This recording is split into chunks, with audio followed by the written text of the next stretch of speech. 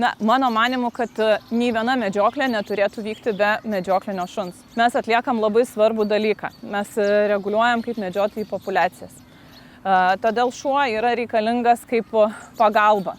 Medžiotojas dažnai turi jau dabar ir įrangos, bet neturi reikiamos uoslės, neturi tokio greičio. Kada šuniukai dalyvauja medžioklėje, jie ypatingai savo balsais papuošia pačią medžioklę. Iš šuns balso lojimo gali nustatyti, kokį žvėrelį jie mato, veja arba rado. Tiesiog kiekvienas šeimininkas ir medžiotojas, pažinodamas šunų veisles, skiria savo šuns lojimą ir pagal jį gali nustatyti, kas vyksta miške. Plus jų yra įvairiausi, mesgi žmonės, mums patinka gyvūnai. Tai čia visa puokštė teigiamų įvairių dalykų. Ir kodėl tas šuo medžioklėje yra, ir kodėl jis pagalbininkas, na nežinau. Pažiūrėkit, koks gražus. Ir pūkuotas, taip? Volit, viskas vienoje vietoje.